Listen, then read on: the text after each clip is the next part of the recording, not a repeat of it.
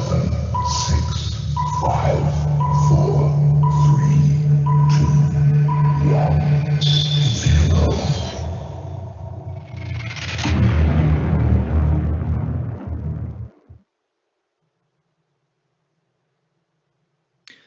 Well, hello to you all and welcome to the Global Classroom. And of course, a happy new year to all of our viewers. Despite the challenges that we face around the world, we really wanted to start the new year with a broadcast that would inspire young people all around the globe. Each and every one of you watching today in this moment gives all of us a great sense of hope for the future. You all have the potential to be extraordinary and to make a difference that can really change the future of the world for all of us and for generations to come. Despite the tragedies of this pandemic, I absolutely believe that we have a golden opportunity, a moment in time, when we can choose to innovate and embrace change for good. All of our previous events and resources can be located and found at theglobalclassroom.com, and please do follow and subscribe us to the YouTube channel, and so you can get all the latest updates and information sent through the internet for you as well. But today we're going to hear from and share ideas with really inspirational people about how all of us can make the difference as we move into 2021. I'd like to start by introducing National Geographic young explorer Baylee Ritter. Now, she's actually the co-founder of Operation Endangered Species, quite a remarkable young lady herself. She's developed Rise Up, supported by the Ocean Project, and her passion is for expanding the global youth movement by eliminating the barriers that many young people face when trying to grow their advocacy skills and their understanding of the issues facing our planet. Now, Baylee's going to lead the next part of our segment on the Global Classroom, and let's make sure we can connect to her first of all. So Baylee, how are you, and can you hear me first of all? Hi, Mr. Shaw. It's so good to be here with you all. Well, it's great to hear you. Where are you beaming in live from today? I'm actually outside of Chicago, so it's good morning for me. Well, it's good afternoon, I think, for most of you watching, or good evening for some of you too. It is indeed. And actually, what's the weather like over there in Chicago? I believe it's the Windy City, is that right? Windy City. It's also the snowy city right now. We just have gotten so much snow. So after this, I think I'm going to bundle up and head outside and play in the snow maybe. I'm very jealous. So Baylee, anyway, over to you now for this section. Beautiful. Thank you so much. Hi, everybody. My name is Baylee Ritter, and I am beyond honored to be joining you all in community today. Today's classroom is focused on inspiration and hope, which are two secret ingredients to becoming the change makers that I know you all are and can be. Believe it or not, you all are the reason I wake up every day and ask myself if I'm doing what I can with the resources and energy that I have to leave our planet a better place. You all are members of this growing global movement that is tackling some of the most important issues facing our world today, and I am inspired by each and every one of you. At National Geographic, we call this community Gen Geo, which is a generation of young people empowered to act on the problems facing our communities today. But we are more than just the next generation of leaders. We're some of the current leaders today making change now. Now, before I introduce you all to one of my Gen Geo community members, I thought I should tell you a little bit about me first. I'm a 23-year-old environmental people person who is dedicated to ensuring this rapidly growing youth movement is inclusive of all.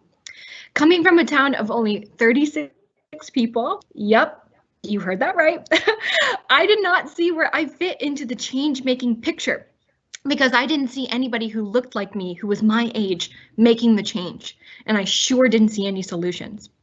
But just like some of you watching, I decided to act and take the solutions into my own hands and haven't stopped since.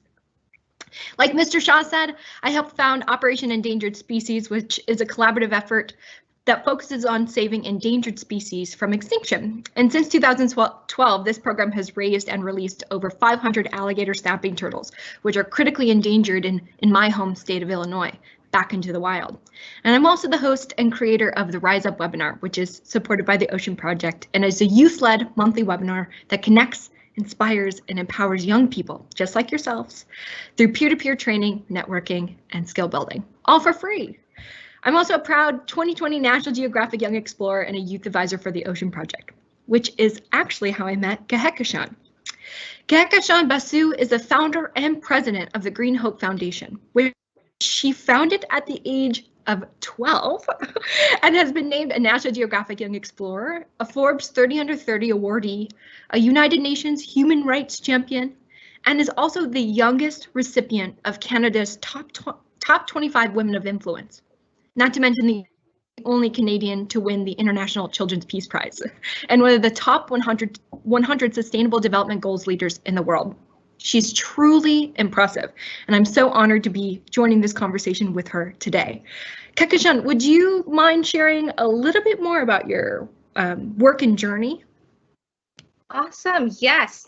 Thank you so much, Baylee, and hello, everyone. It's really great to connect with all of you today. Young people like us have a huge responsibility to protect our planet, and today I am so happy to share my journey with you. So let me begin by sharing my screen.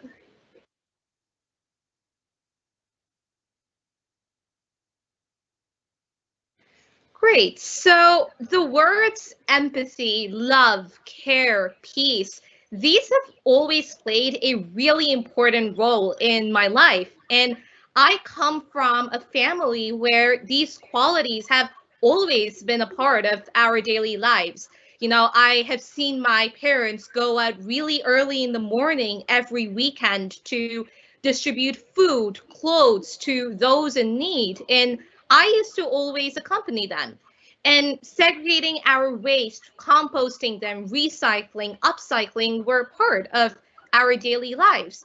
And I've seen my grandmother grow organic vegetables on her terrace to this day. So I always believed that protecting the planet, helping the community was a way of life that was, normal for everyone, because it was for me. But my bubble burst at the age of 7 when I saw this picture of a dead bird with its stomach full of plastic. And I had sleepless nights because my curious 7-year-old brain kept me awake with the thoughts of the bird's pain and agony before it died. And it kept telling me that there was something very wrong in this image. But I could not understand what exactly was wrong. So I started talking to my parents, reading books, researching, and then I realized that I would have to do something to stop this atrocity from happening ever again. So then I started speaking to my friends, to shops, restaurants, beauty salons, talking to them about why they should not use plastic, why they should save water, segregate their waste. And then on my 8th birthday, which is World Environment Day, 5th June, I planted my first tree. And there has been no looking back since then, because I realized that just talking about the problems is not going to solve the problem. We need to take action. When I was 11, the United Nations invited me to speak at my first UN conference about the work that I was doing so that I could inspire other children to do the same. And when I was 12, I was the youngest international delegate at the Rio Plus 20 Earth Summit in Brazil.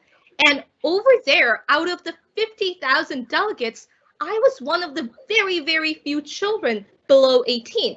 And ignoring children in such an important process did not sit well with me at all. And hence, on my return home, I founded Green Hope Foundation so that children and young people could have a platform for action through which they could become eco-warriors.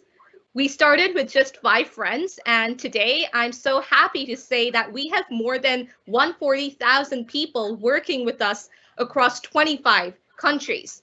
We've planted over 142,000 trees worldwide, planted over 5,000 mangroves in Suriname, Indonesia, the UAE, the Bahamas.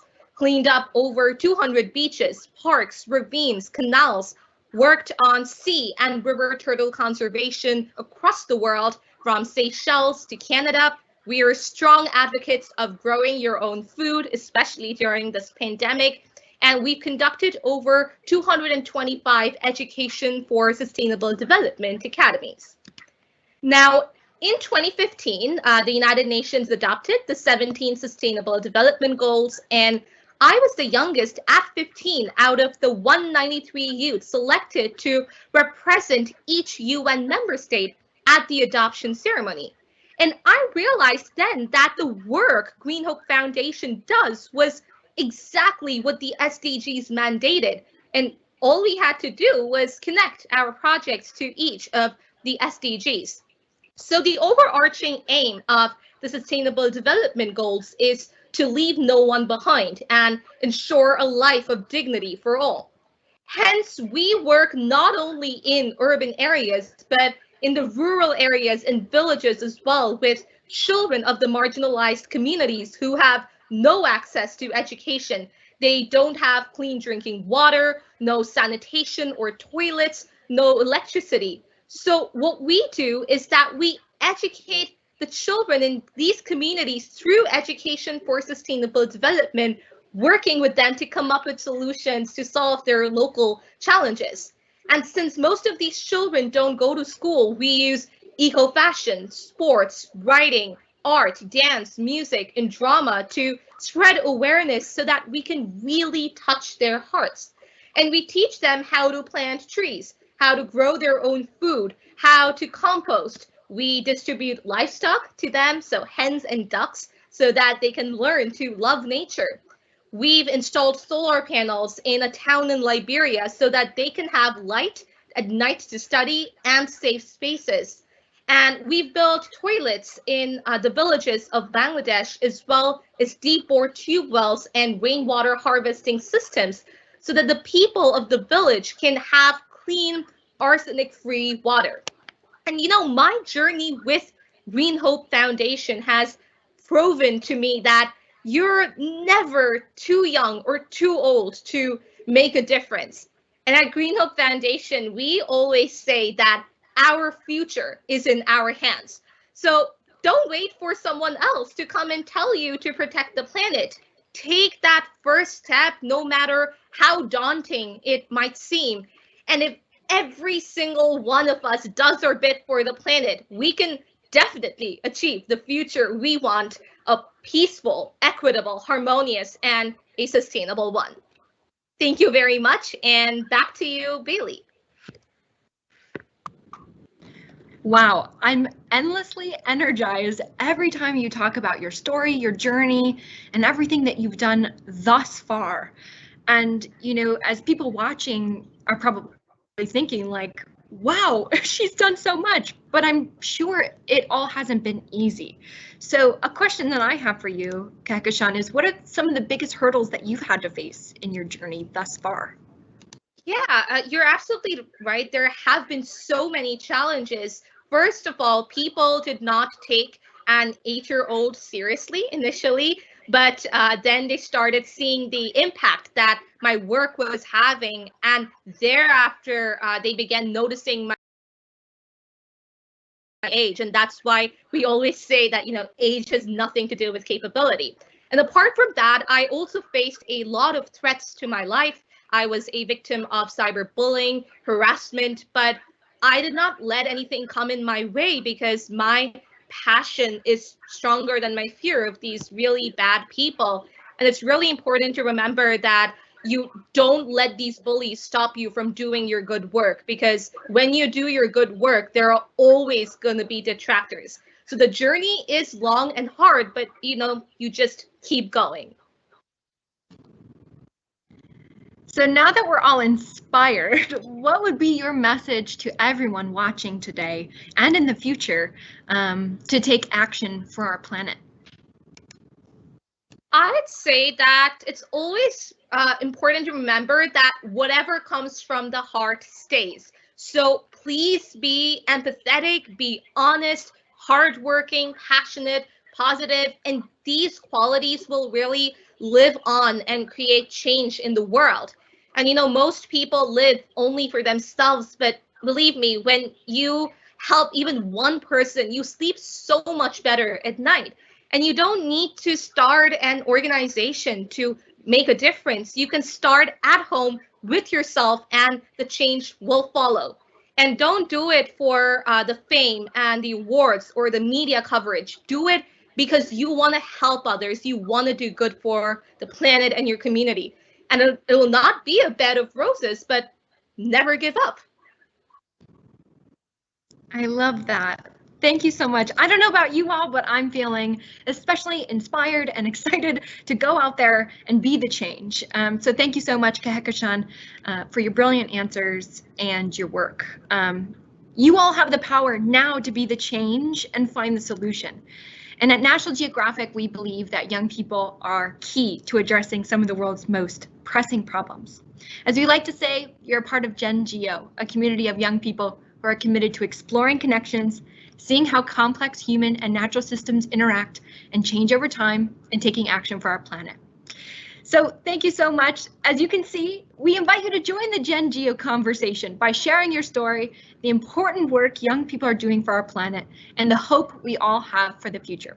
So go to natgeo.org/GenGeo to join the community and connect with other young people around the world who want to make a difference just like you. And Mr. Shaw, I think you're connecting with some young people who have questions. Yeah, I've got to say from both of you really, we're very inspired on that side of it, and there are some interesting feeds coming through. One in particular is quite an interesting one for Kehkashan. So I've got somebody coming in from Deutschland in Germany, Kathleen. So vielen Dank, Kathleen, for the message coming through. And actually, Kathleen is only 11 years old and said, I've been watching what you're saying, and my best translation is from the question is, I'm very inspired. What do you think I should do at age 11 to make a difference? It's a big question. Kehkashan, are you happy to answer that? Your idea on that? So somebody only age 11, seen what you said and they've gone, wow, what can I do age 11? Well, as I said, first of all, thank you, Kathleen, for the question. As I said, you're never too young or old to make a difference. So there is a lot that you can do.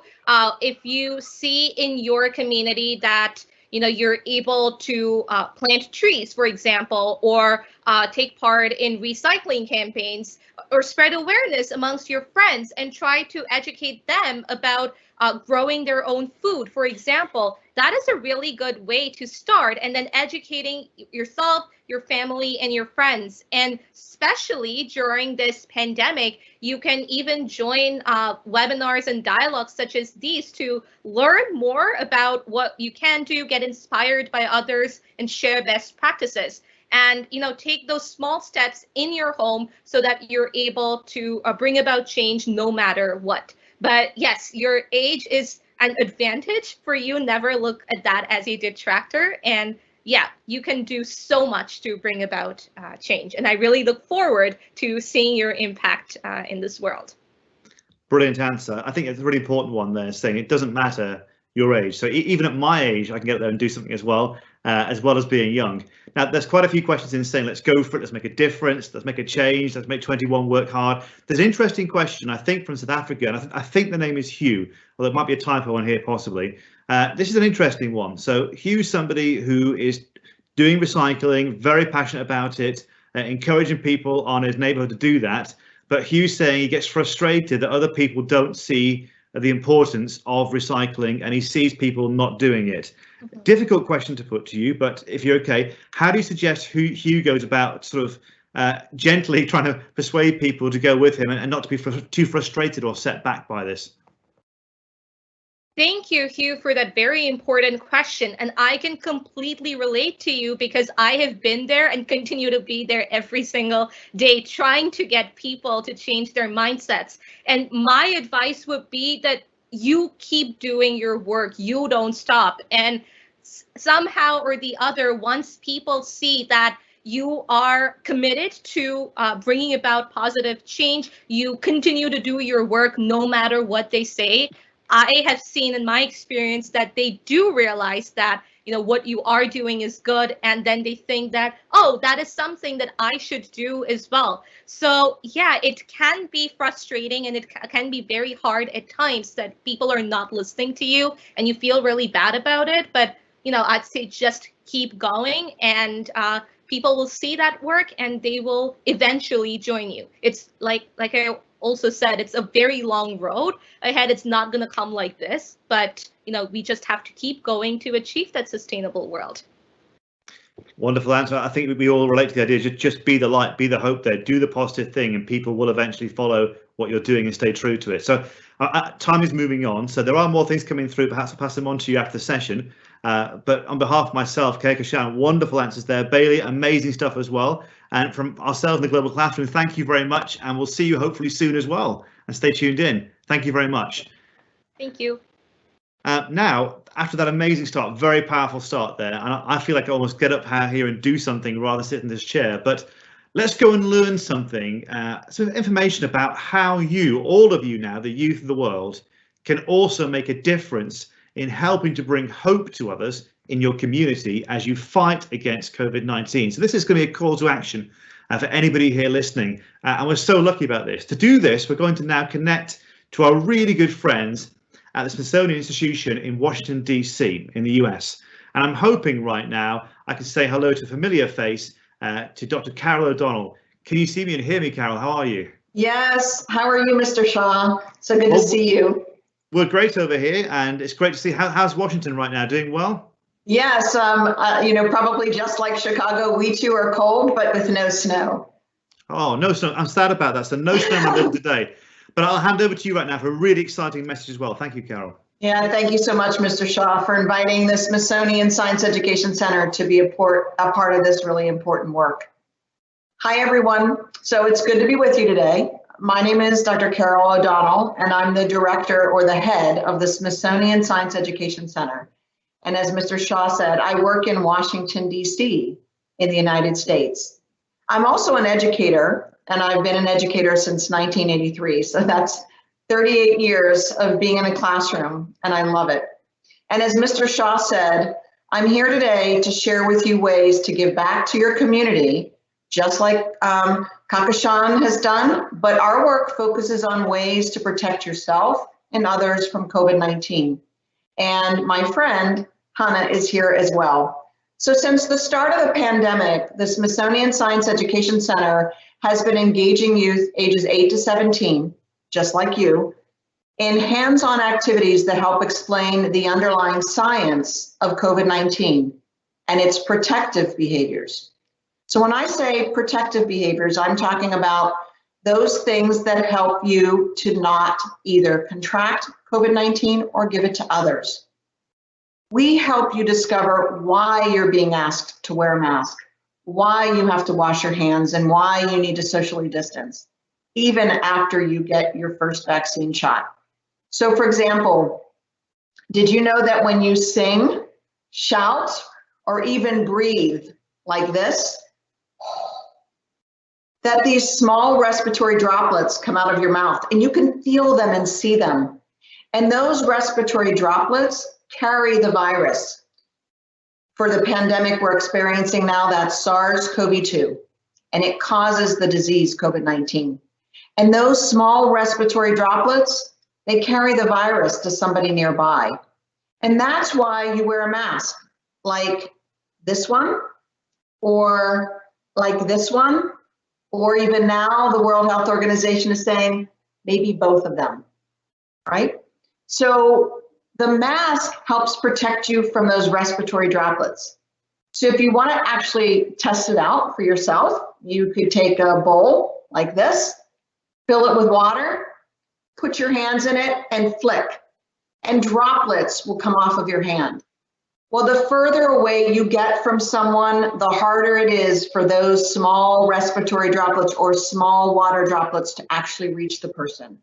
That's why you stand 3 meters or 6 feet away from somebody. And it's also why you wear a mask, to protect yourself from the respiratory droplets from someone else, or to protect your respiratory droplets that might have the virus in them from reaching another person.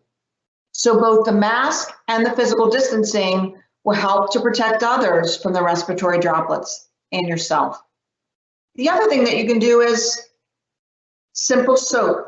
If you wash your hands, not just with water and not just by rubbing, but with soap and water for 35, 45 seconds, that combination of soap and water will help to remove the virus from your hand and break it down. Doing those three simple things, washing your hands, wearing a mask, standing 3 meters apart, they give us hope because they know that they will help us protect ourselves and others from COVID-19. And now the Smithsonian Science Education Center is working on a project to educate youth on the importance of vaccines. What's the science behind them? How do they work? And what are the questions that you have to make a difference in your community to make certain that the vaccine can also protect you and others? So today, we're going to hear from my new friend and colleague, Hana Pasic. She's from the World Scouting Organization. And like me, Hana is an educator too. And she's focused her life's work on leading and empowering young people and organizations to do social good in the most optimal way. She works for causes. She's worked and studied in very culturally diverse environments in 3 different countries. And she's visited over 50 countries worldwide through her work at the World Organization of the Scout Movement and the Global Fund to fight AIDS, tuberculosis, and malaria. So today, Hana's going to tell you more about a new effort called the Global Youth Mobilization for Generation Disrupted, which is supported by the World Health Organization and its Youth Council. She's going to tell you how you can get involved. She'll tell you about the Big Six youth organizations who are coming together around a global initiative to shine a spotlight on young people just like you whose lives have been disrupted by COVID-19. And she'll talk about the ways that you can bring hope to others in your community through your contributions in response to the pandemic. Welcome, Hana. Thank you so much, Carol, for the warm welcome, and I'm so excited to be here with all of you, especially after such an inspiring start. Thank you for having me. I'm delighted to be here and talk about an initiative that's bringing me personally a lot of hope and optimism for the future, and I hope that by the end of this short input, it will do the same for you. The pandemic we have been experiencing for the past year has brought unprecedented challenges to our lives as we know them. And this is especially true for your generation. Worldwide, you and your peers have had to pause your education, entry to the labor market, and you've struggled with COVID-19 yourselves or close within your family. Potentially, some of you may have even experienced violence and abuse as a consequence of living in confined and unsafe spaces. These are the concerns that brought together our 6 youth movements, which are comprised of the Scouts, the Girl Guides, the Red Cross and Red Crescent Societies, the YMCA, the YWCA, and the International Award, together with the World Health Organization, to think of ways in which we can alleviate, at least to some extent, the negative impact of COVID-19. And here, I would just like to share with you a few examples of the kinds of initiatives that young people like yourselves have been doing around the world in this last year and really truly helping your communities in overcoming the challenges of COVID-19. For example, here you see Scouts in Tunisia helping in packing food parcels for their communities. And apart from that, they have delivered 1.8 million service hours to date, volunteering and helping sanitize public spaces, helping organize queues of citizens in front of public institutions, raising awareness among their peers about the risks of infection of COVID-19. Next, you will see some of our Girl Guides in Nepal reaching out to their community and explaining what is COVID-19 and how to protect yourself from it. They've also been issuing protective equipment for free to elderly members of their communities. And a final example I'd like to share is a true collaboration between the International Award participants and the Red Cross and Red Crescent Society in the Bahamas, where they have had a chance to together put together their efforts and serve hundreds of families in need of food who have been affected by the COVID-19 pandemic, lost jobs, or simply have not been able to make a living through this past period. Now, as you can imagine, this is just a snapshot of everything that has been happening around the world, and I'm sure that all of you have had a chance as well to help your communities, no matter how small that opportunity has been. The good news from my end is that we, from the Big Six and WHO, would really like to amplify these efforts. Our aim is to offer hope to young people worldwide through 3 key opportunities, and you can participate in them as well. First, if you have a great solution to a problem that your local community is facing as a consequence of the pandemic, you can apply for seed funding to implement it. Our project will be giving you an opportunity to get some initial funding to start off your great idea. Second, if you would like to talk with your peers from all around the globe about your generation's need in a post-pandemic world, we will be hosting a digital Global Youth Summit in April, and you can join us. And third, we will be collecting useful resources for young people to learn and develop personally and professionally, and you will be able to access these free of charge through our platform. This initiative, the Global Youth Mobilization for Generation Disrupted, is designed with young people and for young people, and aims to recognize and celebrate the amazing contributions you as young active citizens have been making daily in your local communities worldwide. We know and recognize your efforts, and we want you to know that you haven't been forgotten in this crazy world that has been happening and everything that has caused disruption all across our communities. For this reason, I invite you to join us and bring your creative ideas to solve the challenges that your local communities are facing. We will be launching a call very soon where you can see more information about the grants that I mentioned, as well as the event and the resources. So please keep an eye on our website, big6.org, where we'll be sharing some more information in the coming weeks and months. Thank you, Carol, and thank you, Mr. Shaw.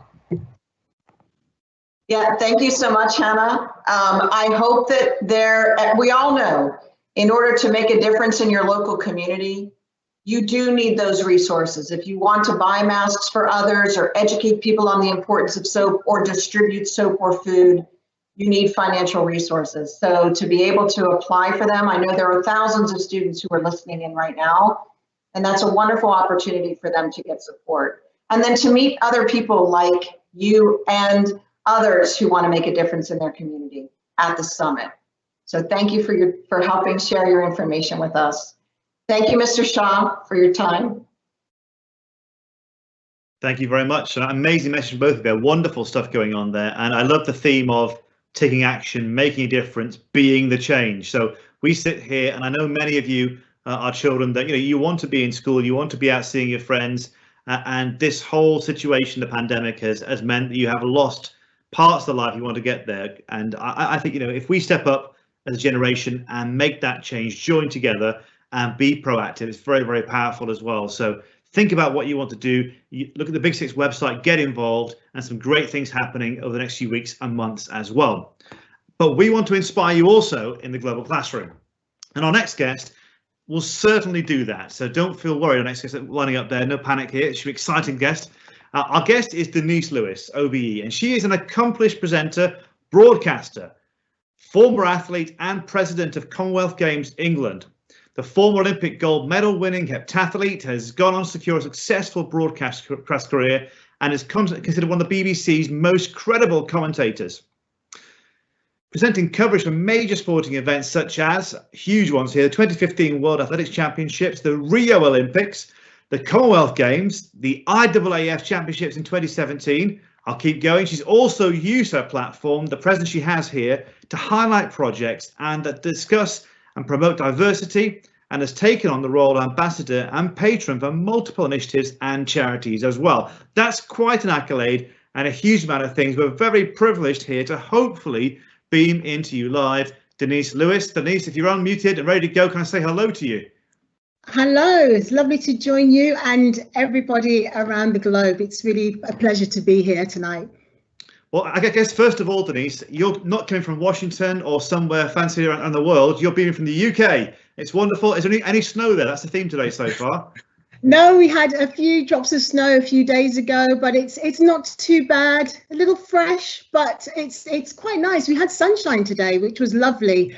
I always call those the little wins in these times where there's so much uncertainty. You've got to look for those days where you get a little bit of sun rays. I'm homeschooling with my children, and so it was an opportunity for us to get outside and have a little bit of fun. That sounds fantastic. And the place for snow seems to be Chicago. But how are you coping in lockdown right now generally? Because obviously the UK is very much in stay at home, stay safe right now. It's a tough time for the UK. How are you coping? I think like everyone in the UK, you have your ups and downs, and it has been particularly challenging because we're in lockdown 3.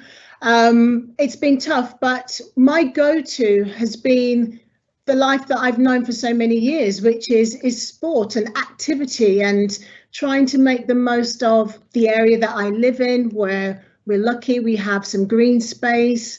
But really, exercise has got me through, and it's got my family through. Luckily, they've got that sporting gene that they actually enjoy participating and getting involved as well.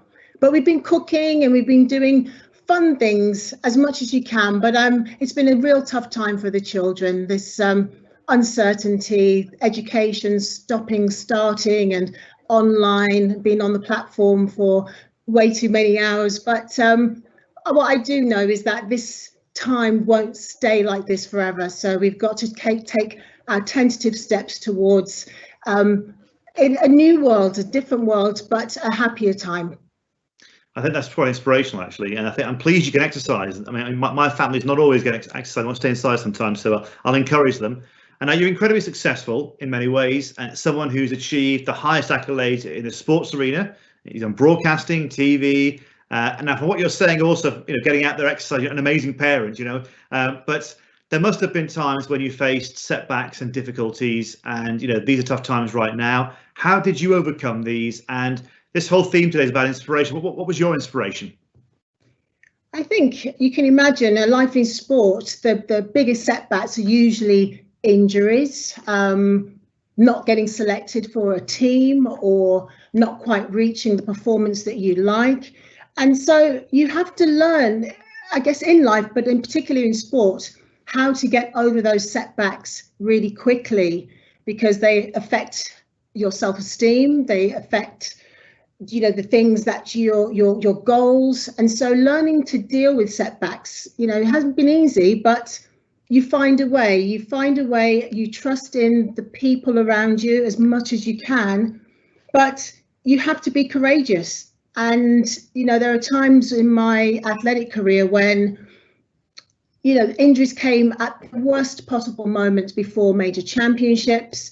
And in those situations, you stop thinking about the outcome, which for us is a medal or making a final, and focusing on what you can do in that moment. And when you readjust your thinking, you try to think about the small goals that you can achieve instead of focusing on the things that you can't at that moment in time. And that usually sets the mind in a different vein. It gives you an opportunity to actually pat yourself on the back when you make those small wins and those small gains. That's really interesting. One word you said there was about being courageous, and I think that's a really interesting one, especially in these times, and also taking those small gains going through. But for me, that was sticking when you said that, being courageous in these times. And I think we all have to be quite courageous because it's not been easy right now. So thank you for sharing that as well. Let's do a bit of a time traveling trick now. Let's take you back in time. I'm not going to say how many years back in time to see a young Denise Lewis. Perhaps, you know, somebody, I don't know, maybe 11, 12 years old, the same kind of time that Kehkashan was about to change the world and do amazing stuff around the world. What would you, if I took you back in time right now and you're sat there on the screen talking to the young Denise Lewis, what would you say to her? I would say to be patient.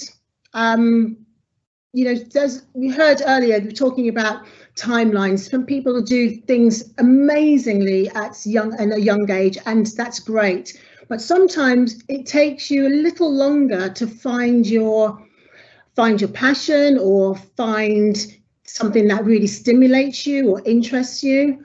But you've got to be patient to explore that, and know that as long as you're persistent and you have that passion within you, and you're a good learner. I think being a good learner is critical to no matter what you do in life, whether you're interested in music, art, or changing the planet and saving the environment.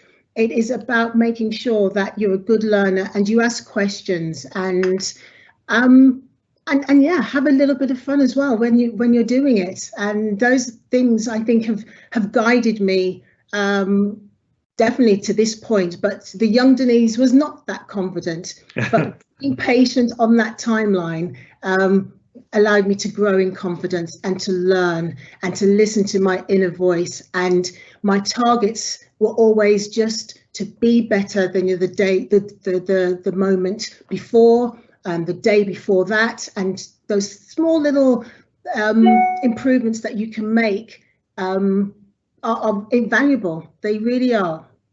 I think I had a teacher once at school said to me that if I learned one thing that day, I went to bed smarter than when I got up.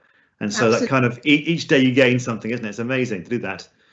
Now, obviously, we go around the world and we have millions of people watching the stream live. But I know there's one person who stayed up late to actually beam live into the classroom to talk to you as well. And I'm actually going to see on my screen now, and I hope it's going to work. We have Almira Asif, and she's aged 13, and she's from Karachi in Pakistan. I can see her picture on my screen. I want to see if she can unmute herself now on the screen, take her mute off, and see if we can say hello first of all to Almira. Hello, how are you? I'm fine. What about? It's great to see you and hear you. Do you have a question for Denise as well? This is the exciting bit here. Yes. I will hang on and see if we can get through first of all. Yeah. Oh, should we try again to connect that one first of all? Let's try and go to a question we've got here for Almira and the question she sent in for you. Hi, my name is Almira Asif and I'm from National School, Karachi, Pakistan.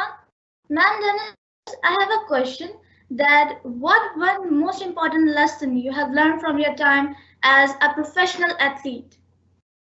Okay, great question. So what was the most important thing that you've learned from your time as a professional athlete? Wow. Okay, over to you, Denise, for that one. So that's a big question. Oh, so many lessons, but perseverance, I think, is the biggest lesson. You know, I talked about the setbacks. I talked about the injuries. You have to be persevering in your daily tasks, and the training for my event was particularly hard, but you know, slowly you start to understand more about yourself, you start to understand more about your resilience and your appetite for learning and for self-improvement. And so that perseverance, from being inspired as an 8-year-old, wanting to be an Olympian, it would be 20 years before I'd stand on the rostrum. So you've got to be patient and have perseverance in your endeavours. Love that. Thank you that very much. So our next question is coming in actually from the UK. So maybe not snow there. We'll see how it goes. I'm sent a recorded question from Matthew Fullerlove, very much about a certain point in your career, I think.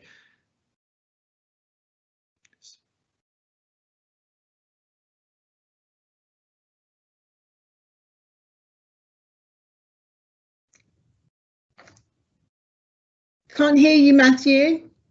Oh, we'll try again. We'll try and connect the request there. I think Matthew's quite keen to ask you, so we'll just try and load up again for that side of it. I think the wonderful thing about getting live connection, I must say first of all, actually, that to get someone staying up so late in Pakistan, it's actually about 5 hours ahead of us in the UK. That was actually quite remarkable. Let's try and get the question in from Matthew in a second right now and put the live transfer. I know he's very keen to speak to you about a message about a particular time in the 2000 Olympic Games, I think, as well. Let's try and do that now. Go. Hi Denise, I just wanted to ask, in the 2000 Olympics, how did you motivate yourself to win gold after becoming 8th earlier on in the competition? Okay, right. So definitely a very precise question there for you.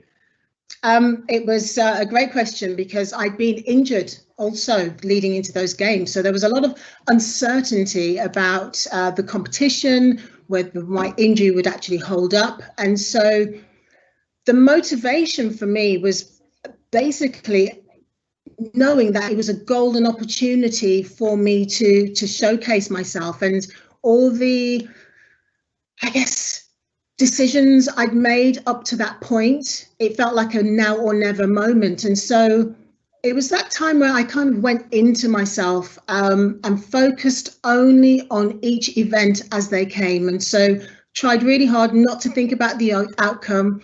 I tried not to think about how much it would mean to Queen and country, to my family, and really stayed in the moment and focused on the technical aspects of my event and try not to get too anxious. And so visualization techniques, so thinking about my event, thinking about the 1 or 2 things that would really make a difference for each of the 7 events. And a little bit of luck never hurts. It's a great answer, and the luck as well, certainly. But you're right. I mean, I'm sure there are moments in our lives also we're not quite there, and it's a hard challenge to go forward. So thank you for that. Well, we're going to try and get our connections right on the audio side first of all. This is a big one. We're going to get a message in now that's been sent in from Uganda. We have Lincoln live from Uganda. A lovely smiling face from Lincoln, I think, in a second. So Lincoln, let's try and hear your question. My name is Lincoln Tentenda from Uganda, East Africa, and I have a question for Miss Denise Lewis. How best can people take part in physical exercises so as to stay healthy during such hard times? Thank you. What a great smile. Great smile and great question. Listen, you don't have to have the Olympic gold standard to exercise. I've always been a firm believer that your health is your wealth. And so it's finding something that you enjoy. Not everyone likes to run. So even getting out and walking, changing that walk to a jog. So I call that jog. And so it's literally taking in the areas that you can live in, well, it's very difficult within this time of COVID to getting out with your friends. That is really the biggest challenge. So it's about having that motivation. So what I tend to do is I start my day in leggings and, something that I'm going to work out with. And I'm not ever sure what time of the day it's going to be, but I promise myself that I can at least find 15 or 20 minutes of my day to do some form of activity, exercise, and get away from my desk, sometimes get away from the children, but at least make sure that you physically are expanding the lungs as best as you can. But yeah, understanding that your health is your wealth, and that if you invest in your activity and your body, that it will pay dividends throughout the rest of your life. I think it's a good message, actually. There are lots of people I know who are missing their team sports right now and missing their activities. And I think it has caused some huge problems across the whole of the world, actually, from people we've spoken to about how do they compensate for that, because they're used to getting out there, meeting people, doing it as well. So I think your suggestion there of having that intention of getting up and dressing that way, you're going to do something and making time for it, I think is a key thing as well. And I think just to follow up very briefly is, how do you cope with the children doing that? Do you do PE at home with them? Is that how it works, or? I do, but then my goal with them and for myself is sometimes you've got to try something new. So yes, I have one of my children that likes rugby and he's desperate to start playing again. Yes. But we have to find alternative ways in which he can exercise and keep the balance and coordination and make it fun. And so whether you've got a lot of equipment at home, most people don't. And so you've got to think, okay, if it's a bag of rice, can you do something creative with that? You know, you can do some little bicep presses, or, you know, just anything that you can make fun. We do balance exercises on, you know, on our feet. We sometimes close our eyes. We do reaction tests, so lying on the floor in the hallway, and then getting up really quickly, running on the spot. So it should be fun when you're working with young people and children. And if you are blessed to have some outdoor space, try to make it work for you as well. We sometimes use the trees as little markers to do some running, some shuttle running. You know, it's just anything you physically can to make it work for you. I think I'm almost picturing here a YouTube channel for Denise's Workout with Kids right now. That could be happening. I can see it. Now, there are obviously millions of children around the world that will watch this video, and we're very fortunate and we're very lucky, and we have lots of messages sent in about people hearing things that actually do change their lives and take a step forward. People will know you from television, from an athlete, perhaps from dancing as well in some ways, that they'll have seen you up there and you come across as a really confident person. But you've talked about vulnerability today and actually, you know, being courageous. So here we are in a really challenging situation across the world. And as you look forward with hope, and some would say, you know, we hope to inspire people, what would be your message if you're a child watching the screen right now, either on YouTube at later play or live in the stream? What would you say to them around the world? I'd say that, you know, you've got to take, and it's maybe a bit cliche, but it's one step at a time. Nothing stays the same. The environment doesn't stay the same, it moves on. And so you have to be hopeful that you will make it through this very difficult phase of your life, but you will learn from it, you'll grow from it, and also you'll be prepared for the next time that there'll be a challenge in your life, because those things will happen too. And so it's about, as I said, using that word courage, and trying to only think about what you can do in that moment. Yeah, that's the best thing I would say, because it's sometimes very difficult to conceive and think about what's going to happen in the future. But all we can do is make the days that we have better and brighter by picking that one thing that can make a difference to your mindset and make you feel good. I think that's a bit of wisdom actually there, that we sometimes be worried about the what ifs, and the phrase becomes catastrophizing. What if this happens? What if this happens? Actually, what we're saying here is take each moment, take each day, take each victory, you know, and every step we take, you know, we step a bit more forward in victory and strength, and we grow from that, and we learn from that, one day older, one day wiser going through, and we face those challenges. So from my point of view, I hope that people listen to that message going around the world. And Denise, a huge thank you for being with us today and for talking about that. It's absolutely wonderful.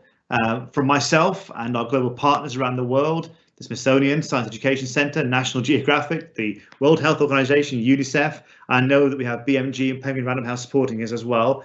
We want to thank you for joining us. Now, based on what we said just then, we talked about keeping our minds right. And our next event will be a special broadcast on April the 11th on World Breathing Day. And we're going to take this forward with James Nestor. So have a look at theglobalclassroom.com when we put together an incredible package on there about how we're going to encourage all schools, all children around the world to embrace breathing techniques, to encourage them to stay calm and stay mentally fit as well. But from myself, Kehkashan, from Baylee, from Hana, from Carol, from Denise Lewis as well, thank you for joining us. We hope to see you again soon in the Global Classroom. Have a wonderful day, wonderful evening, wonderful afternoon, no matter where you are around the world, and take care.